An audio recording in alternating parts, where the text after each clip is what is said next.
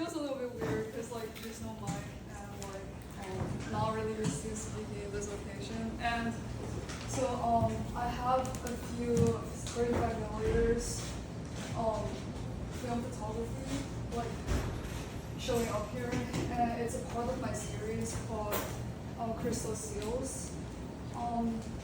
I made these photos back in 2023 and 2024 when I just started remote working. That was my first job, and like it continued to now. By then, it was like I was in a strange trance. I think partially because that transitioning into that kind of working, and I was in this sort of vaporous stage. I didn't really talk to that many people, but like I wasn't that much of an introvert, I guess. I like to be around people. So at the time, I had a friend that was a photography student, and she was doing a lot of photography projects, and like I was helping her a lot, and along that line I learned how to use a camera, and and that's how I got started. So this series comes from like during that time, I often was by myself. I was in Boston, and Boston is a quiet place. I would say not that much was going on. The Green Line was slow, like you go on the train and then you go like 30 minutes and you're still within like 10 kilometers, like a few miles within you. So not much was going on, and I had a lot of yearning, I guess, and a lot of things I want to do that wasn't being done. And so like I often with like that one or two friends I was with, we like stayed up till like 4 or 5 a.m. sometimes and just like talk or just trying to figure out like what's going on with our lives.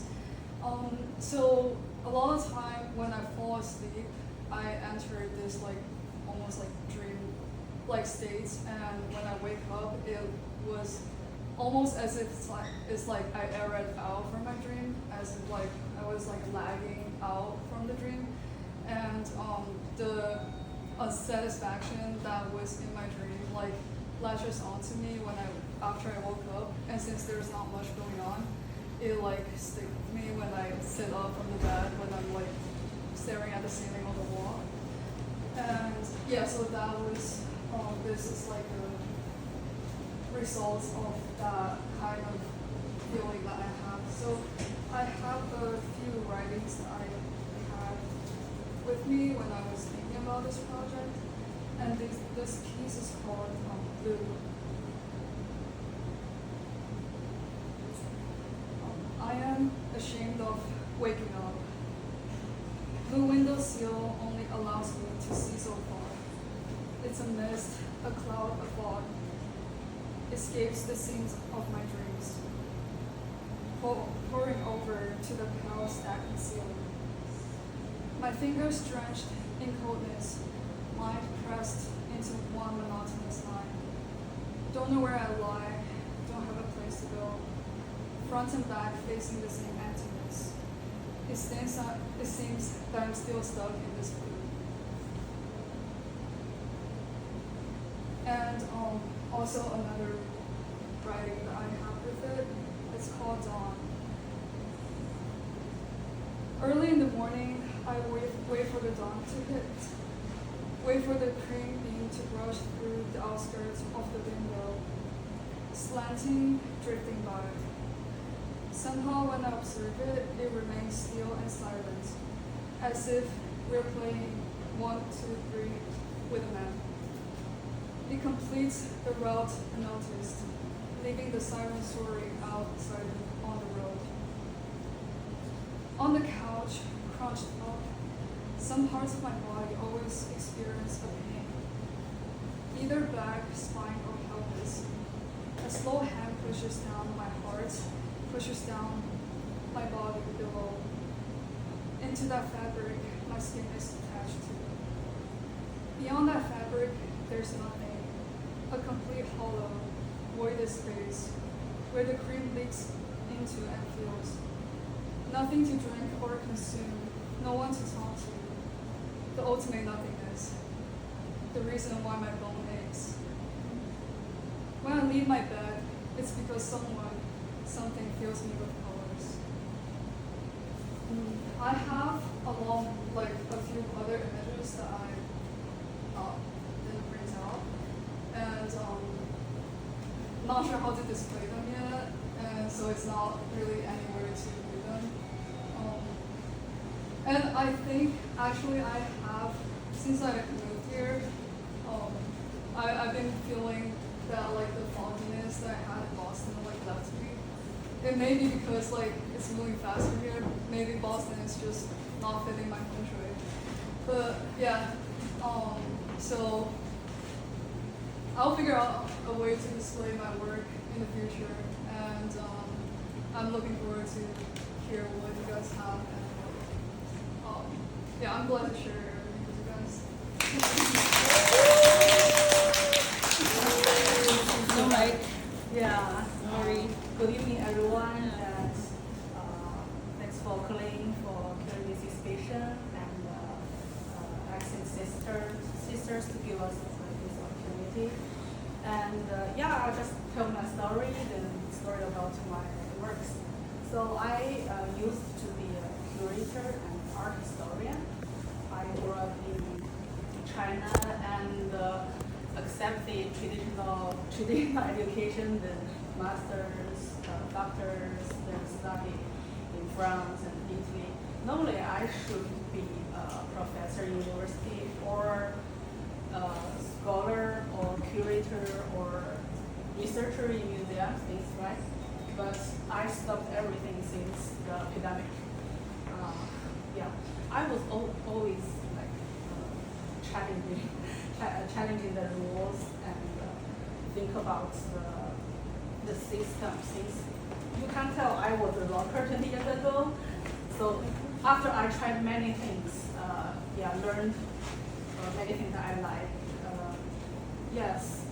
Then I feel even one day I get there, called like some successful person, get the position, get fame, or happy families, everything.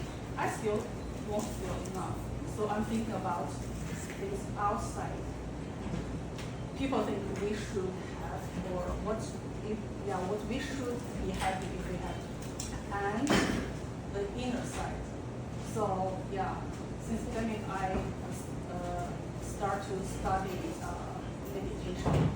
Meditation doesn't like what people think, just sit there doing nothing, but it's a rethink about balance of everything. It's more going deep inside than things outside. Okay, these are my small pieces, which I started and finished from April, May, and June. I named them by the time because, and this group of paintings, they are called bottle doesn't exist because they don't exist. They only come from my mind. When I sit there, when I practice Vistana, is called like, it's a meditation. It comes out from my mind. I don't have these still lifes at our home. So every time, it's a process of concentration meditation. In Chinese we call it zhi, and observation is guan. So when this just goes one step by a step, because really, years ago I tried to do some normal paintings, also action paintings. I find many confusions in my head. I can't control many things. My emotion, my thought, there's so many delusions there. Delusions, 妄念, 妄想. Yeah. When we can't control this, when we are not clear about ourselves inside, how can we just express ourselves accurately? So yeah, I must find some vocabulary because they are really, I mean, this meditation practice, it's 禅修makes me just totally change my life. So active as before, go to many activities, make so many friends. Yeah, every country where I studied or studied or lived. I think I need a lot of space of silence to make my mind clear, because I try things, but then I don't want to repeat the same thing. Like make friends. We got like 200 friends in the city, but who are the real ones who want to talk with you, want to know you, and he can just express they can express themselves so sincerely, and you give each other and get more from each other after time, or you just one party, get drunk and remember nothing and nothing was inspired. I don't want to repeat that kind of things. That was fun, but for my 20s, and now I'm on the way of studying the meditation with observation, with awareness. Don't look down this word awareness, because many times we just do the things, the routine things. We eat, we go to work, we see friends, but with awareness, everything is so different. It's a new thing. You can get more, even it's the same thing. And I don't know if time is enough. And just I don't want to.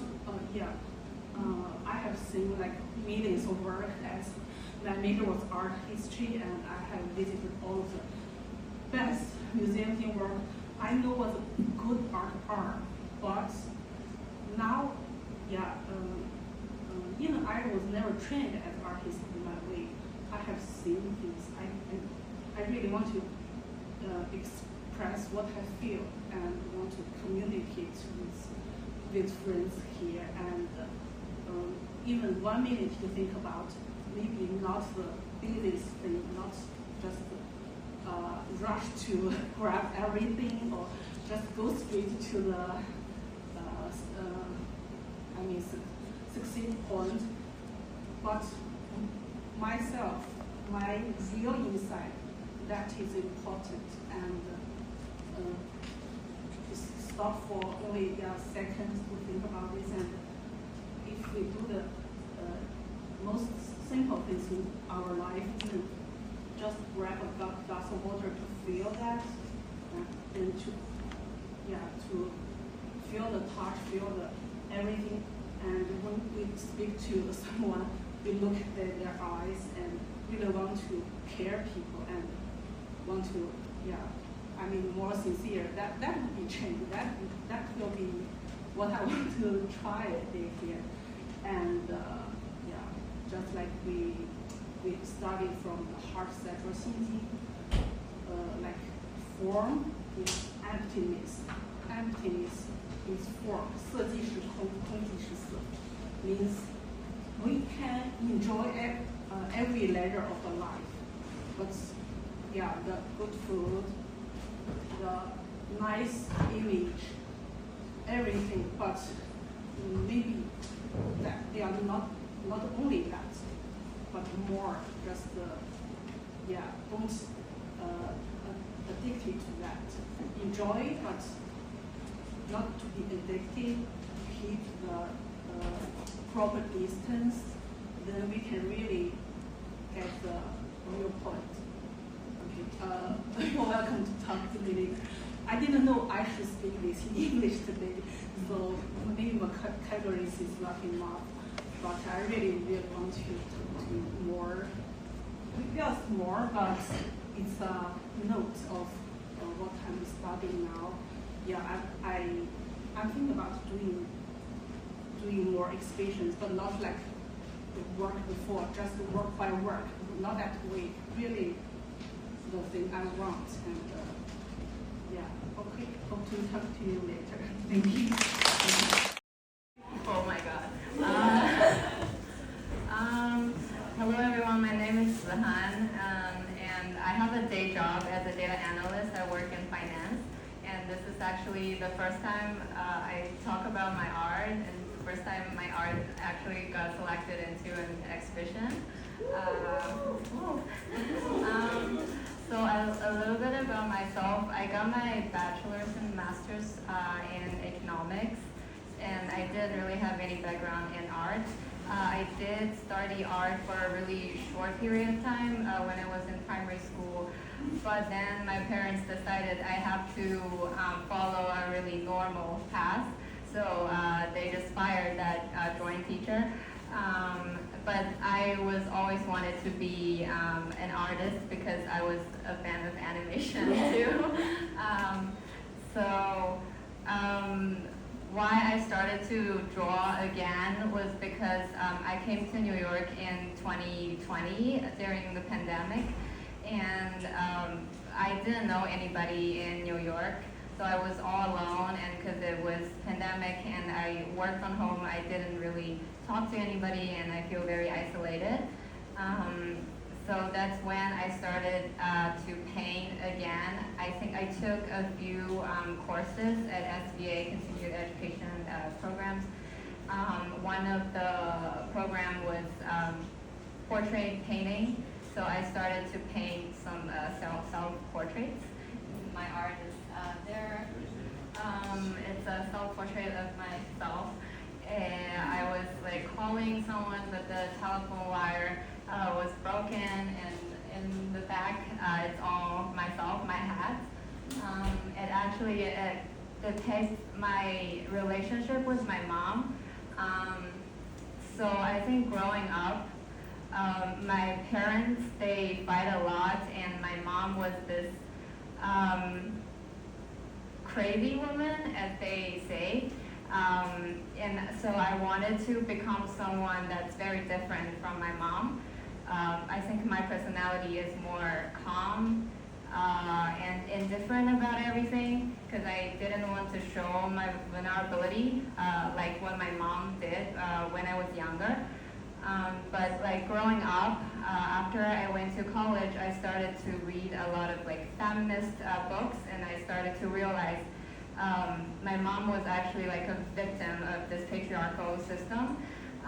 She was just really anxious about everything, and she was always angry because she has to take a lot of responsibility of the family, while my dad was more like, he doesn't really care about anything. But in the public domain, people see this as this woman is crazy, but the guy is so cool. And then, what I was going to say. So I wanted to become someone who's very different from my mom. That's how I don't like to talk about my emotions, and I try to be cool. So when I just came to New York, I didn't know how to survive by myself, how to live a life all by myself. The biggest reason that I came to America was to just stay away from my family, because they fight a lot, and I just didn't feel very secure around them. But if I didn't go on the same route, like the path my parents picked for me, I wasn't sure how to survive in a foreign country and how to build a life of my own. So I tried to try different things when I just came to New York. But I also had a lot of like sufferings. I didn't like my job, and I was in a situationship when I just came here. So that's what got me into drawing again. And also I feel like my mom's generation, they get married at a certain age and then they want to have kids, they have a stable job, and this is just not what I wanted, but I wasn't really sure about what I really wanted. I think I'm still trying to figuring out what I want to do with my life, but I think becoming an artist is definitely something I want to do, and I also want to embrace more of my vulnerability and try to talk about my emotions more with my friends. That's why I came here today, because I think public speaking is probably one of my biggest fear. But because my art got selected, and I think, fuck it, why not? Yeah, I think that's pretty much what I wanted to say today. Thank you.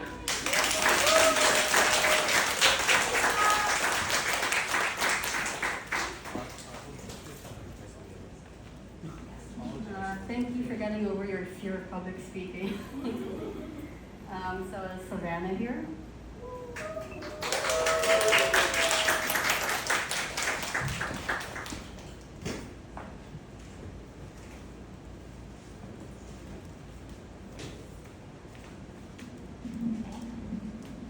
Thank you to my friends who are here today, and thank you, Accent Sisters, for giving us this opportunity. Just hearing all your stories makes the art so much more meaningful, and I think we all connect through vulnerability, so I'll try to be vulnerable today too. So I painted the orchid piece over here, and I would say my art journey began when I was a kid. My sister is a really amazing artist, and she came to New York to study fashion design, and a big part of why I'm here is because of her and her journey of creative exploration, and because of her I would take art classes, and I just really loved the arts, all types of art, and I studied architecture and urban planning in school, and I've always been interested in plants and in painting as well. So in my current job as a solar developer, I don't have much creative expression, and painting is one way that I find peace. And so I love to take photos, and I'll have an album full of photos, mostly flowers. I've also thought about being a botanist at one point. I love plants and flowers. And so this piece is from the orchids at the Botanical Garden 2 years ago. And I was just really amazed at the variety of orchids that they had at the show. It's an annual show, so highly encourage anyone who hasn't been to go. And for me, I wanted to show how beautiful God's creations are, and just the variety of forms and color in this piece. And I often come to a blank canvas without any idea of what the composition or the meaning behind a piece is, and I'll just, play some music, maybe call my parents, call a friend while I'm painting, and it'll just come together for me over time, and for me it takes some time to see it and then take a step back and then add some more layers. So this piece I just wanted to share the peace and the beauty that I found in the orchids. I have a lot of other paintings that are also flowers and plants. And yeah, for me, painting is a source of refuge and meditation, and helps me to slow down in the city that's so fast-paced. And I hope that others who see these pieces can also feel that peace that I felt. And yeah, this opportunity has been really encouraging, and I hope to maybe collaborate with all of you, or make more paintings that I can share with a broader audience. And yeah, I'm just really encouraged by all of your stories. So thank you for this opportunity, and thank you for this space to create and share.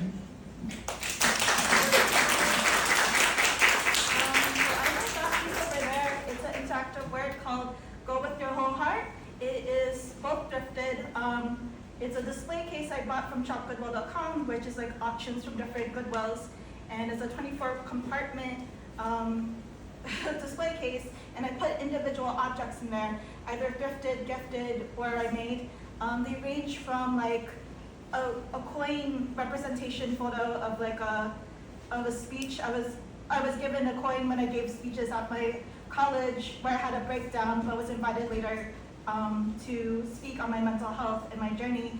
And there's like a little small binder box that I made like a little room, like a secret special room, and like different facets. And I wanted to show like, because this open call talks about like the duality of being an artist and a worker, I incorporated a lot of things like patterns I got from security envelopes from USCIS I use, and I talked about different patterns, and each one has a tag, and you go in a spiral as you get closer to the heart, and each one on the back has a guided question, ranging from like, what is one memory you would want to take with you and share, or like, what is a pattern that you're obsessed with, other stuff like that.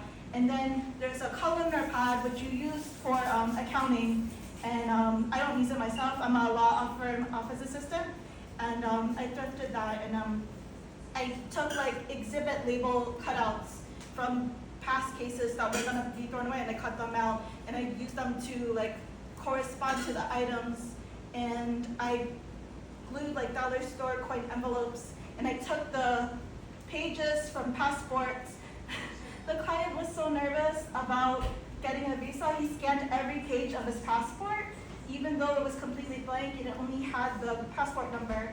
So I was like, I don't want to throw this away, it's really pretty, and I cut out the information, and I put like an event score ritual that coincides with these items, and I put all my zines I have in stock, I put my speeches, my monologues, I put like, there's photos of me in there, there is different aspects of myself, because I always go with my whole heart in every endeavor that's artistic.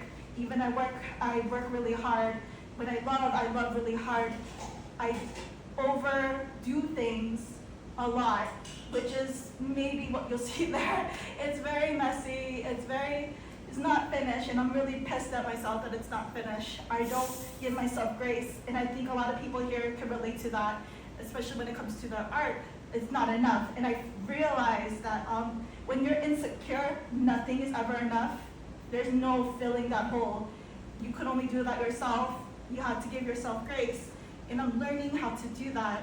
Like there's other things I wanted to do, like finish the rituals and put business cards, because that's really nice messages, or explain that there's open calls that you can apply to, and there's zines you could read, and there's like an open call that you can take when you get to the last exhibit, so you can contribute to this card catalog I have, which I also thrifted and won, and it was like, and like, yeah, so I'm just trying to be a lot more gentle with myself as an artist, as a human being, as a daughter, as a lover, and just try to relax, because I'm very anxious, I'm very depressed, I'm stable, but I have bipolar disorder, if we're gonna be vulnerable, and I don't wanna hide that aspect of myself. I believe when we talk our truth in the room, no matter who's there, that's power, and I've been told by an older white lady not to share that I'm bipolar. She read one of my zines, she pointed that out. She pointed out a typo, which is so fucking annoying. She didn't say anything about how she liked it or what's good about it. So I'm like, bitch. And so, but yeah, I just put it out there, all of it, my psychoses, bipolar, depression, suicidalness, because I don't want people to feel alone. And I don't want people to feel they're suffocated and going alone in life, when there's so many people who can relate to their journey as we heard today. I'm sure there's a lot of nods going about violence and divorce and depression and being suicidal. So if I could just reach out in however manner I can, that's why I go so hard on stage, that's why I go so hard in art, because I want people to experience some joy, some magic, some sweetness and light, even though I feel like a very feeble and timid person, but I know I'm not.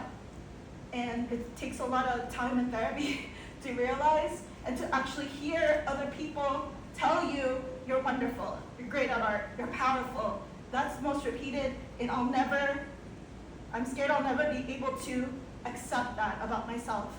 When it was opening, I was also focused on how bad I was doing in terms of like not finishing. That was like almost like blocking out what everybody was saying to me, even though they were really encouraging and sweet and kind. I know I blocked it out because I was so hyper-focused on how much of a lack I was, even though I did so much in a month. That didn't take me years. It took me like a month since the middle of the open call was going on. So I just want to breathe. I'm very nervous, but I know my words are going through and flowing and strong. And I'm kind of scared about where I'm going with life. But I've been invited to give speeches at my alma mater where I broke down. I've been on stage, I've been told how much I've saved lives, I've been told all these things, and I really want to get it through to me somehow and just realize there's so much ahead of me and that there's a bright future ahead. So, yeah, and I can't do this.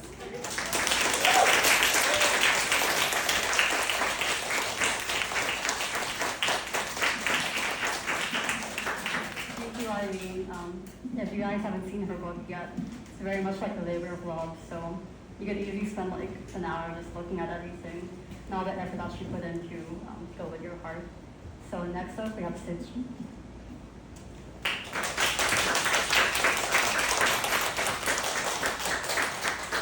Hello everyone, I'm Sid Ching. So this is my work, and I will like read a description I wrote about my work first. So I felt like I was standing in a wide open field. The dancing began, and the wind blew. Everything else disappeared. My eyes passed against the viewfinder. I watched as the figure dissolved into motion. In that moment, I wasn't capturing a person. I was painting with light, tracing the unseen currents that pass between stillness and the movement. The photograph holds the echo of the invisible tide. Thank you. Yeah. So I have a note, but I'm not sure I'm gonna read it because yeah. So like my day job is a banker. I work in a commercial bank. So pretty much I shift from often like the two works. Sometimes I feel like if I feel too tired in the banking industry, I can step into photography. So several years ago, I spent a period of time after work and then studied photography professionally. And then I found a lot of joy about it. And then I think there's some feeling I wrote. So one moment I'm at my desk, sorting through the numbers, chasing the accuracy. The next, I'm in a photo studio surrounded by soft light props and friends who see the world a little sideways. I remember this rhythm vividly from my school years, spending the first half of the day anxious over the data that didn't line up. Then slipping into a completely different space an hour later with my camera or prints in my hand, immersed in another world entirely. So I still like doing both, like so pretty much outside of work I spend on photography, filmmaking, and I also direct fashion films and music videos. So my work tells stories through light, memory, and movement. Those dreamlike images, fashion films, and music videos explore the emotional weather of a moment where fashion, silence, and imagination meet. I'm drawn to how small gestures, lingering glances, or shifting light can carry meaning that feels both personal and shared. So thank you, Accent Sister, having this community. I think it's very important, and I'm so happy to see everyone's art here. I think that's it. Thank you. The journey kind of started in 2017. I was in Silicon Valley working for Meta, and I was a product designer. And I was commuting from San Francisco to Menlo Park every day, and it almost killed me. And I was in deep depression at the time, almost thinking about suicide, just kind of thinking that after all these years of education and sucking up the resources from the society and my family, and what I ended up doing is putting ads on people's phones. That's what I do every day, 40 hours a week. And that was just so sad, and I just kind of feel like my existence really doesn't matter. Like, if I don't exist, like, people will still have the, I don't know, the social media going on. I'm so replaceable, and I don't believe in what I'm doing. At the time, it was 2017, right after the 2016 election, and there was election interference, Cambridge Analytica, and I was also knowing that Facebook was actually causing genocide by spreading fake news in Myanmar, for example. So with all that, like getting up every day, commuting to Menlo Park for an hour, and just do that, it was just like killing me. Like I was just, why do I exist even after so many years of studying? At the time, I graduated from Stanford with a master in computer science. And at the time, I was thinking like I was really going to change the world, like Steve Jobs and Mark Zuckerberg was very brainwashed by the Silicon Valley techno-optimism. Now I hate it so much. And then the reality was that I couldn't really change the world, and I realized that in San Francisco there's still so many homeless people, and I can change the status of my family. I can change so many things, and the only thing I'm doing is making money for corporations and selling my soul. So at the time, I was really, again, inspecting on what is really meaningful to live. So that includes reading philosophy and learning from religions, including Buddhism. I love Buddhism. Reading Buddhism really helps me a lot. But still, it was like, why do I have to exist? Like the existentialism ideas, like what is my purpose? And then eventually I recall back to my childhood. So growing up, pretty much before age 12, I've always wanted to become an artist. If people ask me like, you're gonna go to the best university in China, you are so good at studying, I was like, no, I wanna go to Central Academy of Art. And that was kind of always my answer. But why the reason that I didn't do that is because I was too good at math and science. When I got number 1 in my class, I went back to my art studio, and my art teacher is like, why are you coming here still? And I'm like, what? Like, I want to paint, and why are you asking me that? And he's like, you're so good at academics, you shouldn't waste that. You should not come to the art studio anymore. You don't need this. You don't need this for Gaokao. You can get to good colleges. You should be a scientist. You should never be an artist. That's no use. Same as my uncle, who is an actual artist, and he's like, never become an artist. Never follow me. Become a scientist. Become an engineer. I was also kind of like, I was skeptical about that, but I was also like, yeah, only dumb people need art to go to college. So that was kind of like the education I had.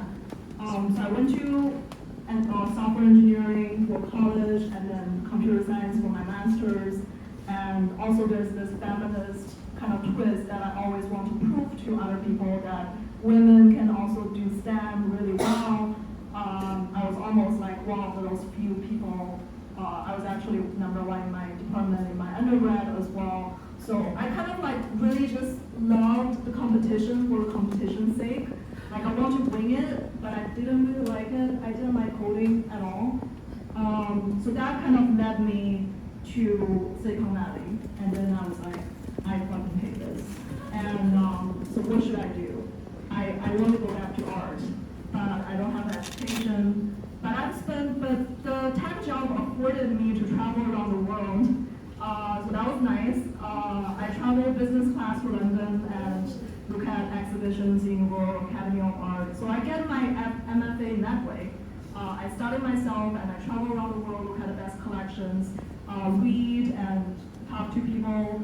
So that was kind of like my MFA. And then I feel like I wanted to find a community, and that is when I decided to move here from Silicon Valley to New York City, where I go to openings and talk to people who are artists here. And that's kind of my way of like getting this MFA education. Because part of me is also like, I did so much institution-oriented stuff before, like going to the best universities. For art, I kind of want to do like an anti-institution way, that I want to study myself. Like I want to form my own program. I want to approach it my way. I don't want to be constrained by whatever methodologies that were taught in those institutions.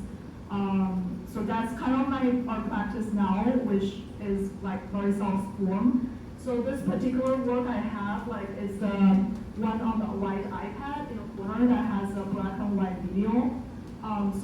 So I did that at a residency at SVA in 2021. And at the time I was suffering from a very deep trauma that occurred to me. Basically, I lost all my savings. And then at the time I was just like, I'm struggling through that and processing all of the emotions. And I was just kind of like, compared to a program just can execute instruction. So I can say delete my memories, or kind of in a Buddhist way, focus my mind on the task at hand and not waver and distract yourself into, oh my God, I'm so sad, like how can this happen to me? Those thoughts just kind of come in automatically, even though you're trying to execute on this one instruction, like focus the task at hand, or breathe, or sleep, like you just can't do it. And the frustration, and that kind of comes in the question of, does that mean like humans are just messier, like more inefficient? Like is it just inferior to machines, that you can tell the machine, forget all the bad memories you don't want, and machine just wipe it out in seconds? And for me, those memories keep on, those traumas keep on for decades. And I have no way to wipe it out that easily. So that was kind of the meditation on those differences. I think even now, that was 4 years ago, and now as AI is rapidly progressing, it's kind of a different age. At the time there was no ChatGPT, and now we have that, and we're heading towards agentic, like AGI or whatever. And I'm just kind of thinking, like, with that, what is really unique about being human? And it's the fact that we are inefficient, we're limited, we're emotional, we're distractible, we are spiritually, like, all of us, like, still very rudimentary in the spiritual path. And does that mean, like, I don't know, we don't have a meaning to exist? Like, we don't have something to contribute?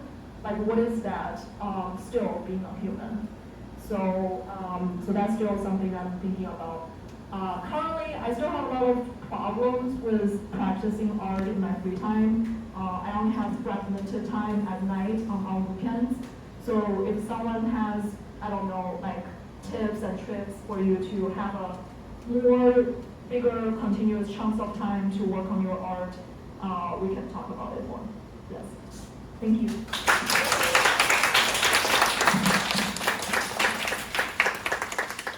This is actually like the first time I've ever tried showing, I guess, any of my work or any of my cyanotypes in a space. So I was really pleased to have like that kind of opportunity. I guess I want to talk about how I made cyanotype, and then I guess like my art making in general. So first, I've never really had any formal education making art. I work as a nurse. I'm currently like working overnight at this psych unit, and it's something, but I guess I'll end it at that. No, and I want to respond to this open call just thinking about how did I even become a nurse and the reasons why I make art, and it starts with my family. So my mom immigrated here in the 90s, and she's been a registered nurse for a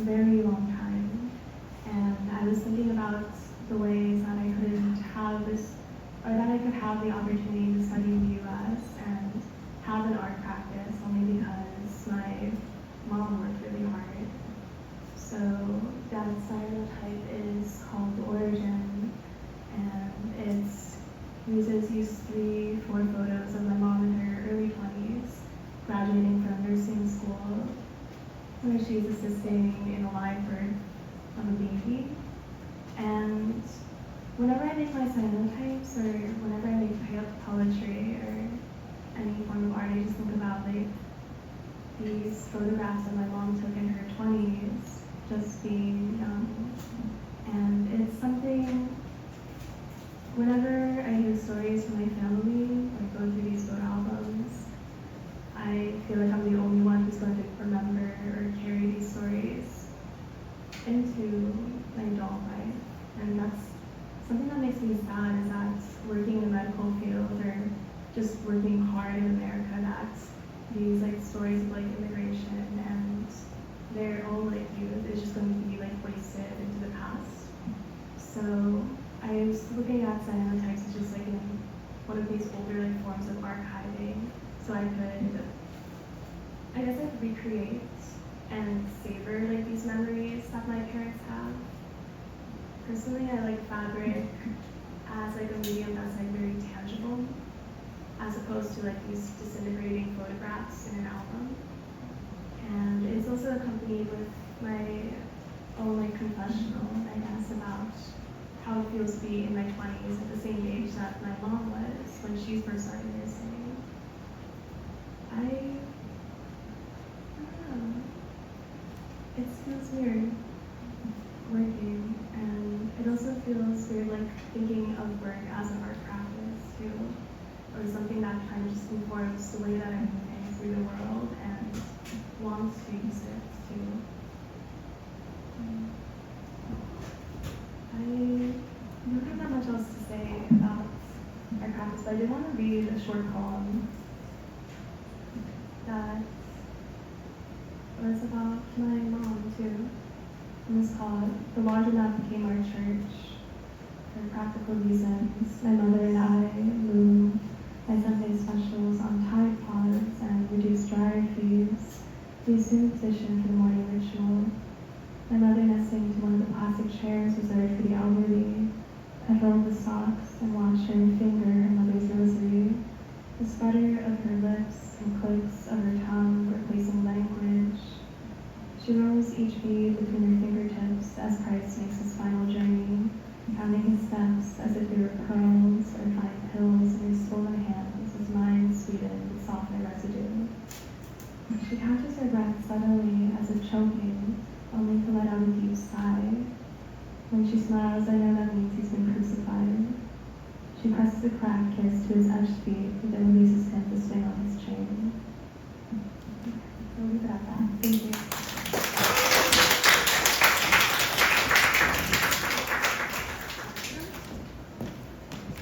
Thank you for that as well. If anyone hasn't seen the cyanotype yet, it's very beautiful, so you guys can check it out.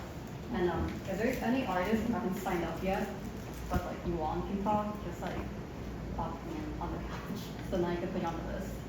But next up we have Ashley. Oh my gosh, there's way more people than I thought. I was sitting in the front. Hi everyone, my name's Ashley. I illustrated this poster over here. It's called Negesi Fao Kea, which means when are you coming home in Cantonese. It's not super big, so the people in the back might not be able to see it. I'll try to explain the different visual pieces throughout my story. But a good way to describe this is like what Ning Xiao, the artist, previously said. I think I like the way she described it as being, if you look at it from afar, it looks like a very celebratory poster, like it's like something you see in Chinese media or something really bright and hopeful. But once you look closer, there are a lot of elements in the piece that are a bit tugging at your hearts. You know, there's a little girl who's crying quietly on top of a pomelo, and that's a pomelo, not a pear. I realized I should have drawn it a bit better because people are confusing it. And if you don't know what a pomelo is, it's basically a bigger grapefruit It's a bit sweeter and less sour than a typical grapefruit, and it's also quite bitter. It's a very common fruit eaten in Chinese New Year, at least for my family. I don't know, I'm Cantonese American, so I can't say I know much. I'm like an expert on Chinese culture. But anyway, so like everyone else in this exhibit, I'm not an artist by profession. My educational background is in accounting. I have a bachelor's and master's from NYU, and I'm also a licensed CPA. I currently work at a consulting firm as a forensic accountant, which sounds spicier than what it actually is. I also want to say I don't do taxes, so don't ask me to do your taxes. That's like the biggest annoying question I get when I tell people my job. But my career is more like similar to auditing, where your accountants are hired to make sure that companies are recording their books correctly. I do the extra step of like investigating any potential fraud that comes out of those findings. So think like white collar crime, when you hear all these CEOs or executives go to jail because of insider trading, it's probably because someone like me was looking at it. So the reason why I chose to study accounting instead of art is, well, first, I've been drawing since 4th grade. I started because I really liked manga and anime when I was younger. If you know Tokyo Mew Mew, I know my friend, your friend.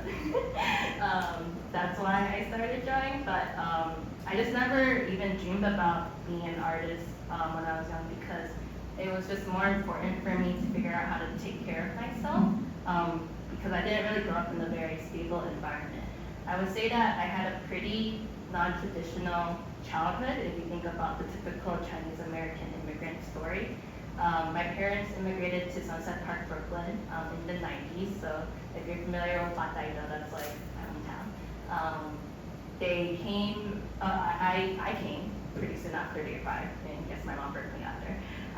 And you know, like my mom only came by like with no family. It was all my dad's family immigrated at the same time. So it, like in Chinese culture, it is very common for the woman to like take care of the husband's family once they're like together, right? And I think something about my mom is that she's always been a bit rebellious. So I think she came to America with my dad because she didn't want to be in China and live a life dictated by her mother. And she ended up divorcing my dad when I was 4 years old, which is very, very taboo, I think, in our culture, where it's like, first, you have 2 children, and second, like, you're like really hurting the face of our family by choosing to do so.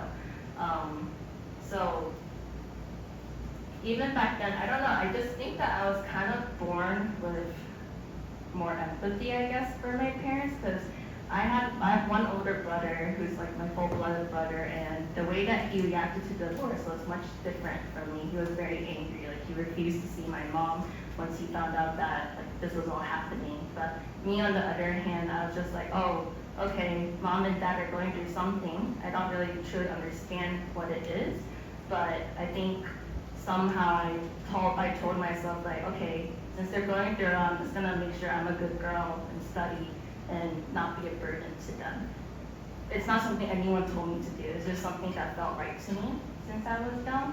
Maybe it's because I grew up around Chinese people anyway. It's just something that happened. Like, no one forced me to go to SAT prep. I told my dad, you need to pay for my SAT prep so I can go to a good school.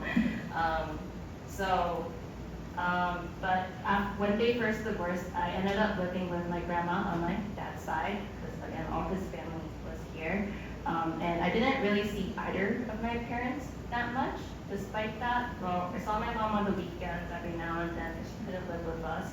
And then my dad, he was always either working or hanging out with his friends. So you see there's some Baijiu and Mahjong on the poster. It's because I know that my dad really, like, I heard from his friends as I got older that divorce was really hard on him. Like, he was considering suicide at some point. So I understand why someone at his age dealing with divorce, like in your late 20s, had vices like Mahjong and Baijiu, and just didn't really know how to be a father to me. And so, sorry, I'm so nervous still.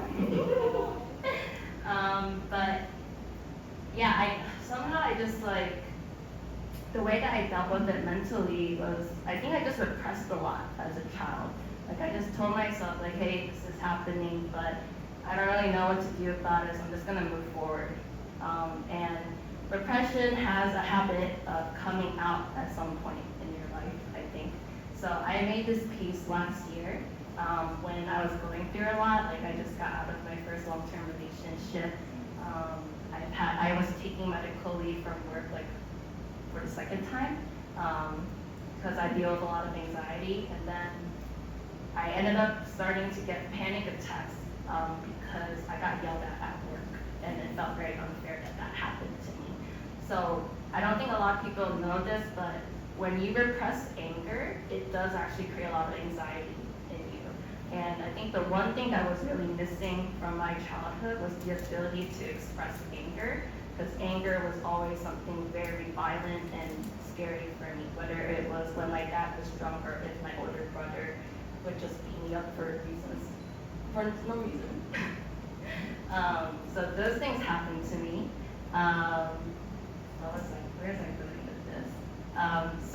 But yeah, I didn't really draw that much, honestly, since like from college on, like I didn't really engage with my artistic side that much because my focus was just like, hey, I'm gonna make a career for myself and make sure I'm independent. And I don't need to rely on my parents because I think they already have had a really tough life. Sorry, I lost my point. But I did find that making this piece was really therapeutic for me, and it's kind of changing meaning as time has gone on. So one thing about this piece is that I have lotus flowers on the bottom, and lotus flowers are meant to represent like a rebirth. So my intention when I first made this piece was to really just honor the difficult emotions I had growing up and release it and let me move forward. I think something that I really take to heart these days is that there are multiple truths at once. So I think somehow my personality, I just got an astrology reading that made sense for this. So like my external is someone who's very like passionate and bright, but my internal is a lot of deep wounding, and those external and internal signs tend to clash with each other. And I think that I guess I really struggled with that my whole life because like it's hard to tell my friends I've had a difficult childhood because when you look at me even now, like I'm very bubbly, you know, like I don't want to tell them about the time like just because my dad wasn't home after school one day, like I forgot my keys. And he usually didn't come home until like 9 p.m. on a weekday because again, he was busy playing mahjong or something. And I didn't have a cell phone at the time. I was in 5th grade. And so I just like, okay, I'll just wait for dad to get back, I guess. And I crawled into my backyard and I had to go to the bathroom and ended up peeing myself. But it started raining, so instead of like thinking, oh my god, I need to tell dad that this happened, this really sucked, I was like, oh, good thing dad won't know that I peed myself because there was rain. And it's like these kinds of events that happen throughout my life pretty consistently that I just was like, okay, that happened, let's move forward. But that's not okay, you know, like I really have to like face myself and reckon with it. And like people talk about like taking care of their inner child a lot these days, and that always felt uncomfortable to me for some reason. And I feel like I've like adopted my parents' behavior of this like quiet neglect, where I just am not comfortable sitting down with a younger version of myself and I'm telling them I'm sorry that that happened to you. But this exhibit was like very meaningful to me at this point, at this point of my life, because since this piece has happened, I've done a lot of work to like actually talk to my parents about how I felt, and I was honestly surprised at how supportive they were. Like the nice thing about them is that they never told me what to do. I think in part because there was some guilt of knowing that they weren't there for me, but the other side is just like they just want me to genuinely be happy. So earlier this year, I just started imagining what if I actually became an artist, because I took a stained glass class and I was like, this is really fun. And I haven't felt like art was really fun in a long time. And then I started talking to my dad about it, saying, like, what if I just stop working and be an artist? Like, would you take care of me if I don't have money? He's like, as long as you're happy, that's okay. And I know that's, and like, so like, this is like the good side of having non-traditional Chinese parents, I guess, right? And so something I really want to do with my art is, so my art name/handle is Naked Pomelo, because like back to like the two, like multiple truths at once, like pomelo is like both sweet and bitter. And I think in life there will always be something good and bad happening at the same time, but it's really about your perspective and what you choose to do with these events that will help you create a better life for yourself, right? So I really, and like I have the word naked in front because I want to be vulnerable and heal out loud, because I think heal people as well. So my goal right now is to try and save up so I can give an attempt at being an artist for a year or two and then see where it goes. But luckily, I don't mind being an accountant because I am afforded a lot of like privileges in life because of this stable career that I chose. And it doesn't feel like I'm starting over either, because I'm able to carry the skills I've learned throughout my childhood and my education to apply to a career in art, right? Like I'm literally an accountant, like I can do my own things. And, so yeah, I guess the last thing is, I just want everyone to feel like no matter what has happened to you in life, you have the ability to create a beautiful life for yourself, and one that's like in line with your desires. Oh my God, I'm tearing up.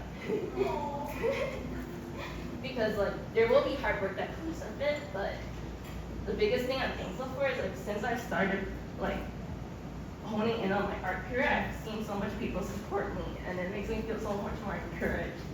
So this exhibit is like a really good, like, I guess validation that I'm doing something that people can hear and listen to. So.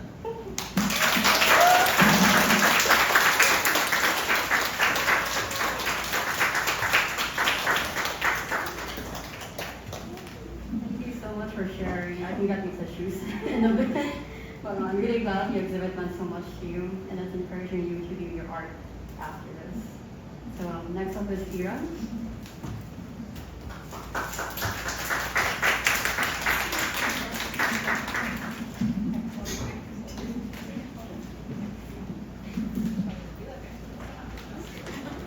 Hi everyone, my name is Iran. So in Chinese, that means as the way it was before, if that helps you to remember. So I guess I just wanted to come up and say hi to everyone because I'm bad at like waving at people and trying to start a conversation. So please come say hi to me too afterwards. Like whether you're my fellow photographers or fellow artists or anyone who's like curious and passionate about anything in life. I think I just really genuinely want to chat with you all. So a little bit about my background. I came to New York for my master's degree in data science and AI. So I could really relate to a lot of things that Jia was talking about. And so my professor was actually one of the people who invented artificial intelligence. Like whether that's a good thing or a bad thing, up to debate. So that's kind of the reason why I came here to pursue my academic life. But I think soon after I realized that I started to disassociate myself with tech and technology and AI in general more and more for a lot of different reasons. So at NYU, my program and another program, social science, we had a lot of kind of tension, and I took a lot of classes at the other program for ethics and responsible AI, and I think that really shifted my perspective. And I think more importantly, it's because I just feel very privileged to be living in New York City with so many, not just artists, but a lot of very authentic people trying to express them in all different ways. And I feel like every day I just feel deeply inspired. And before this exhibition, I never really shared my work in public. But I feel like it's all because of this community.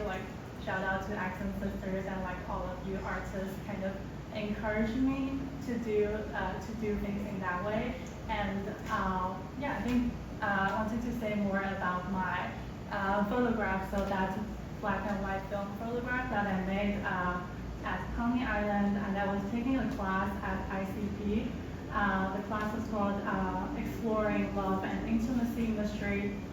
So every week we'll do a walking class where we walk around different parts of New York City.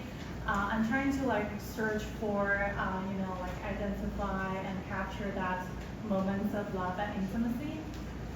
So I took a lot of like more obvious photos of like couples, but I actually really liked this one in particular because I think it's not like the traditional form of like physical intimacy, but somehow like I think I could tell that it's like a father-son relationship, and even though there's like no physical interaction, I think their gestures are so in sync that you kind of just know that they've known each other for a long time. And for me, that's like a deeper level of intimacy because it's like cultivated through time. And another kind of backstory to share is that, so this camera that I used was actually the first camera and the first ever gift that my dad gave to my mom 30 years ago, and I was able to pick that up like last year when I went back home. So before taking the camera out, I didn't even know if it could work or not. I was just like trying it out, and I think it's like still flawed in some ways because the autofocus is not working perfectly and other issues. But I think I wanted to continue like shooting with this camera just because there's like very important like sentimental value in it. And by the way, my parents are also divorced, so it's not like a love story captured through a love story, but I think, I think it's also about like kind of me going out and document things through the lens of time, like literally. I think that's all I have to say. Try to keep it short and simple, but thank you so much for being here and listening. Thanks.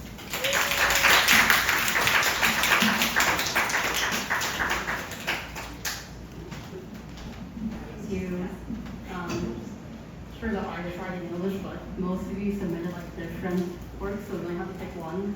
So I'm really glad that this is one of your favorite photographs. So I really like how like quiet but intimate it was. So we're gonna take a quick break right now, for like 10 minutes. So use the bathroom, get some water. There's duck for sale, I think. Yes, we are selling margaritas, spicy duck stuff, gelato, drinks. Just like right arrow.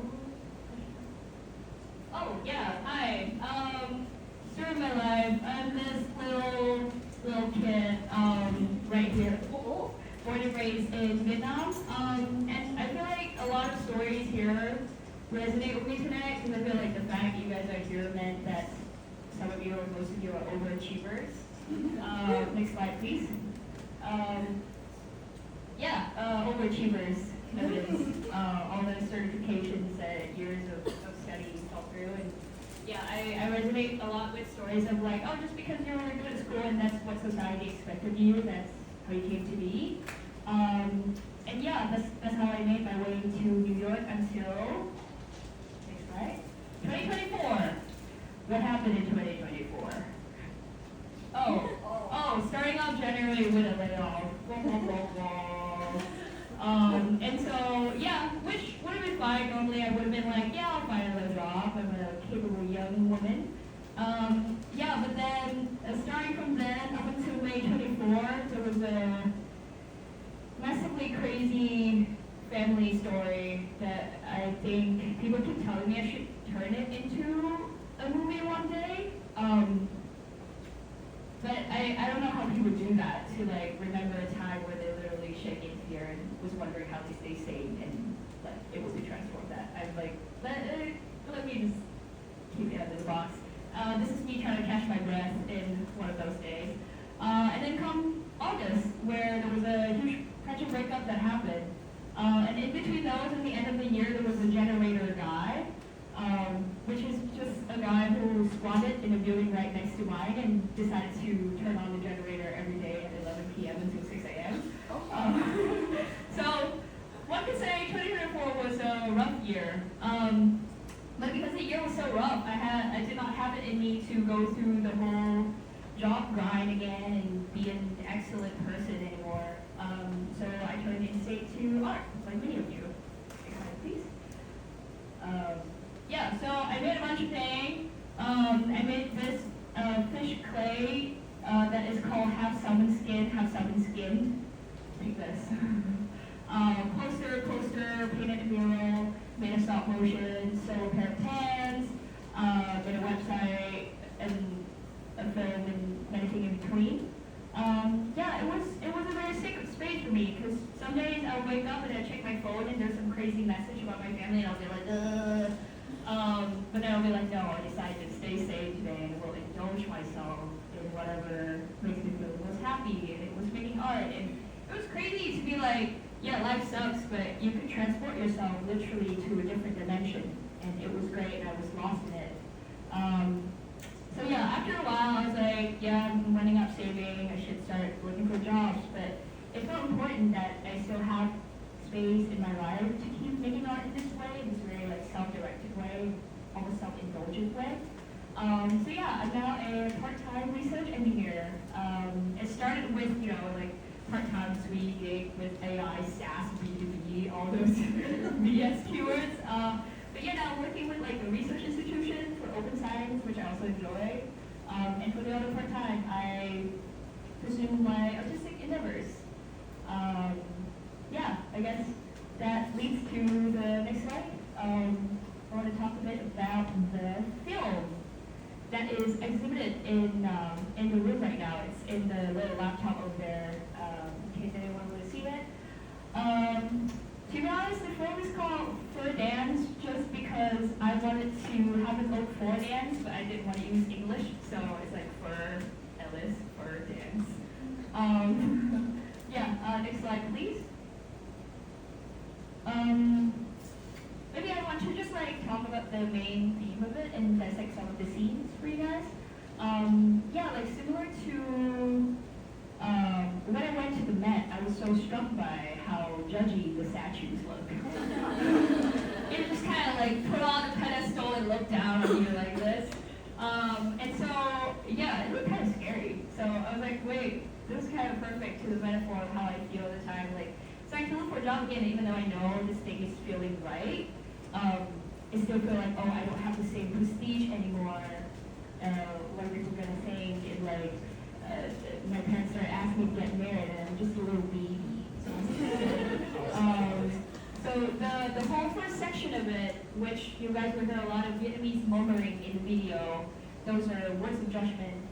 Some of them are reenacted, but some of them are directly recorded when my uncle was judging me.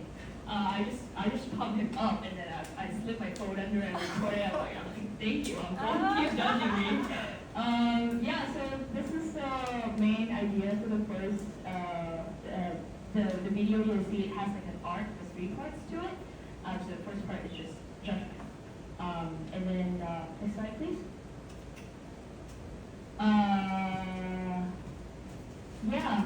But then amidst all those judgments, whenever I dance, it like kind of gave me a way of freedom in a way. Dance for me is very interesting because I started dancing when I was 13, and the reason K-pop, and the reason being I thought it was fat. Like every 13-year-old girl I would feel, but I was skinnier than this, like way skinnier. But eventually it transformed into a space where I feel like, oh wait, I could like literally embody any character. Like I could be as feminine, like that was the first phase where I explored my queerness of, oh, I can be feminine too, and I can be masculine too, and I can be as tender or as aggressive as I want. Yeah, so this whole video kind of like revolve around that of like dance is a space for me to find freedom and queerness. And so this is not related to my dance video, but I want to maybe like have you guys share some of that moment with me in like a little bit more of an interactive exercise. Maybe everyone is participate. Yeah, so can we all like stand up? I think if you have food, best to put it away. Can you pick a friend next to you to be your partner? Whoever works. You won't do anything on your head.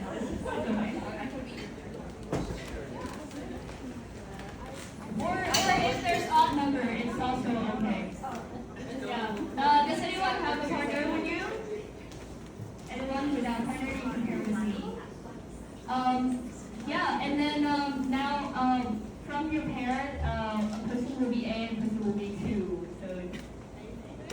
Who's A? Who's A? Raise your hand if you're A. Yeah, look to the left if you're B. Okay, cool, great, we have it. Yeah, and so I want to, you guys can feel this thing, like with dance, it doesn't matter what shape your body is, it matters what shape your body holds. So I want, I know. So I just want to share that kind of sentiment with you guys through this exercise, and especially because dancing and when you're sitting as an audience, there's a perceivingness of it, and I kind of want to break that a little bit. So exercise of A for somebody again. Raise your left hand, and your left hand you're gonna have like an energy ball, and within this energy ball you're just gonna move through, and the person B will have to just copy you and like, but just move with that energy ball. And then I will tell you when to switch, and then person A will throw that ball to the person B. Is that clear? Is that good? Yeah, can you play the music?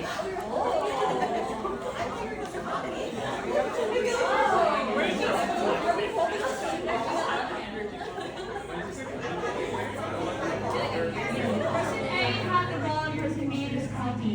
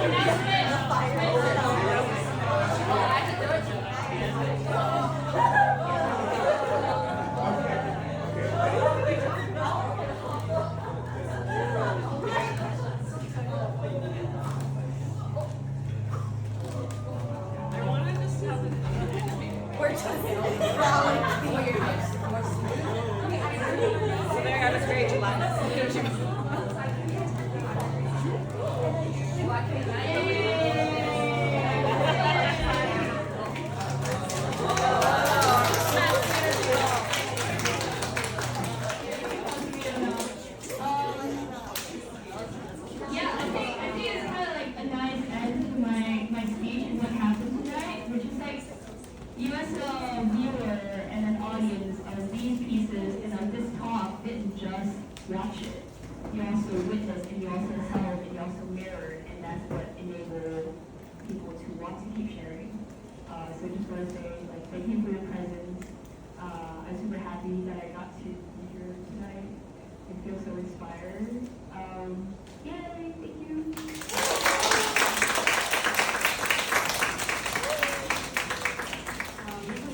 I'm excited to meet you all virtually and share this story behind my painting.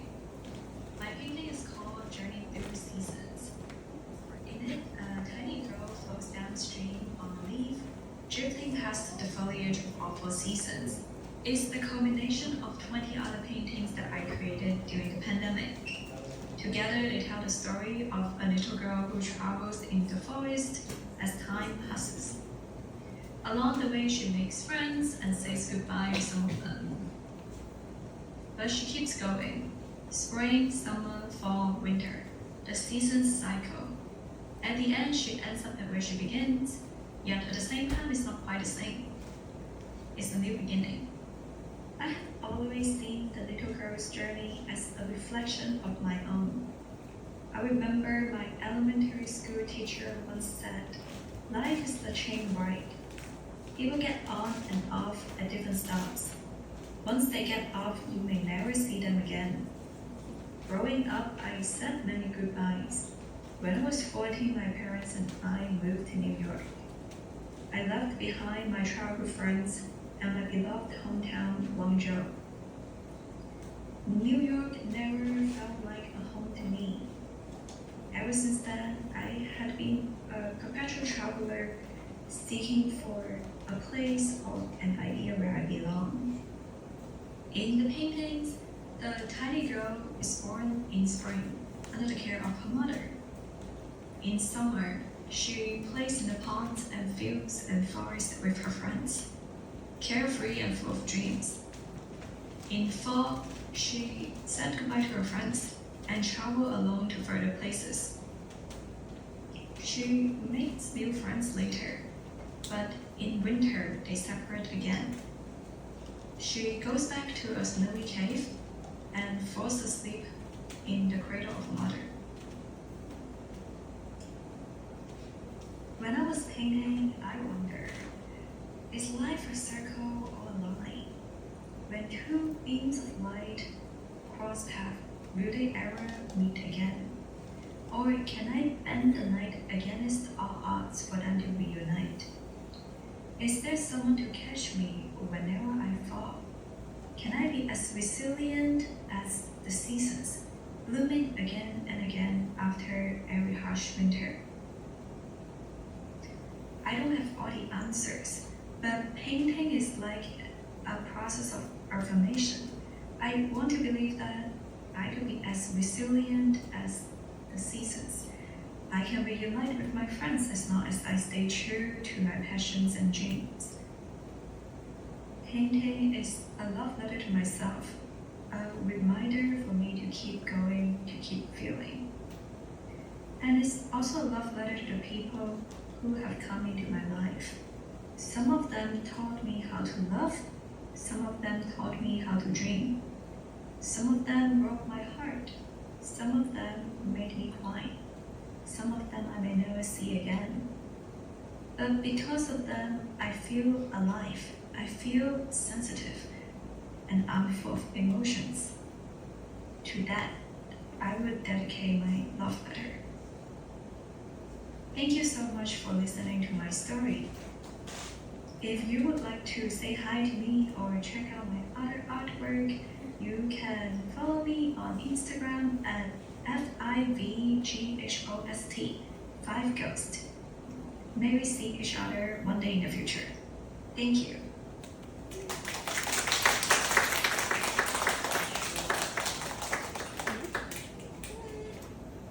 You want these? Do you want to end? Oh, yeah. Should I get them?